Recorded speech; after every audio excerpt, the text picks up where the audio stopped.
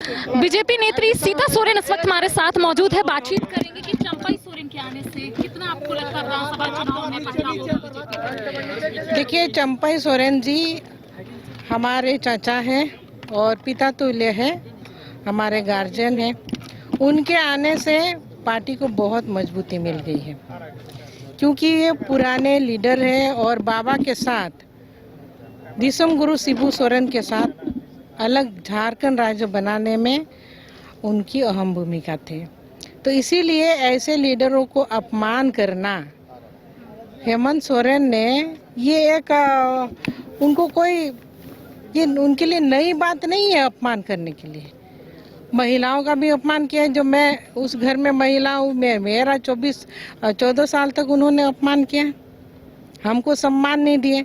ये party JMM party जो है, गुरुजी के बाद आप स्वर्गीय दुर्गा सोरेन जी का क्या भूमिका थी उस समय, तो वो सब जानते हैं। ये पार्टी को बनाने में उसने एड़ी चोटी एक की है, उसने भी।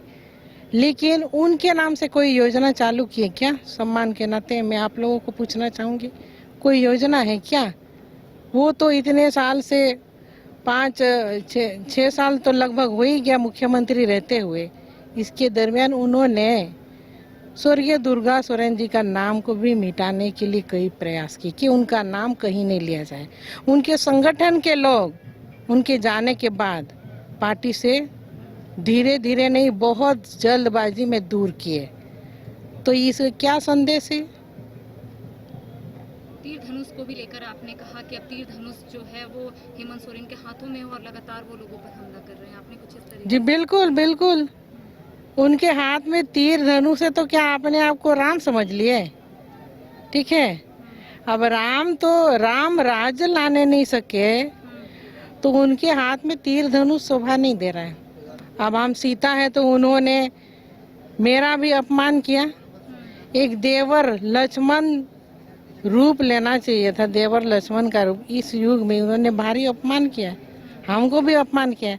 आप उस पार्टी में सब किसी का अपमान अभी से नहीं, कई समय से होते आ रहा है, लेकिन किसी ने कदम पहले बढ़ाया नहीं था, हमने बढ़ाया। और अब धीरे धीरे करके सब उस पार्टी से सब निकल जाएंगे। आपने कहा कि 14 साल तक आपने बहुत कुछ फेस किया, उसके बाद आपने निर्णय लिया कि भारतीय जनता पार्टी का दामन थामते हैं। तो क्या ऐसा लगता है कि पार्टी के अंदर सिर्फ हेमंत सोरेन की ही चलती है? बिल्कुल, अभी वन मैन पार्टी बन करके रह गई है। अब ये मनमानी आज से नहीं चल रही थी, बहुत समय से चल रही थी, लेकिन सब झेल रहे थे। लेकिन एक समय आता है, अब कोई नहीं झेलेगा। अब सब पार्टी से एक एक करके निकल रहे हैं, और निकल इसलिए रहे हैं कि हम लोग को झारखंड को बचाना है। झारखंड के लोगों को जो जल जंगल जमीन जो लूट रहा है उसको बचाना है, इसके लिए हम सब आगे आ रहे हैं। आपने कहा कि नारी का अपमान हो रहा है, उनका कहना है कि मैया योजना के तहत यहाँ के महिलाओं को कहीं ना कहीं फायदा हो रहा है। बिल्कुल भी नहीं। ये चुनावी के समय में उन्होंने इतना जब से वो सरकार बने तो मैयाओं को याद नहीं किया उन्होंने। सिर्फ 2 महीना बाकी है तभी मैयाओं की याद आई है।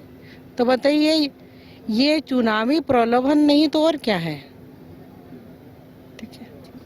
देखिए, इस वक्त हमारे साथ बीजेपी नेत्री सीता सोरेन मौजूद थी। इनका कहना है कि चंपई सोरेन के आने से कहीं ना कहीं बीजेपी को बड़ा फायदा मिलेगा। इसके साथ इनका स्पष्ट रूप से कहना है कि झारखंड मुक्ति मोर्चा में सिर्फ हेमंत सोरेन की चलती है। इनका कहना है कि 14 साल इन्होंने कई चीजों को फेस किया है, उसके बाद इन्होंने निर्णय लिया कि अब ये पार्टी छोड़ेगी और भारतीय जनता पार्टी का दामन थामेगी। हालांकि इन्होंने कई बातों का जिक्र भी किया है, आपने सुना। फिलहाल कैमरा सहयोगी नूतन के साथ करिश्मा सिन्हा, न्यूज़ 22 रांची।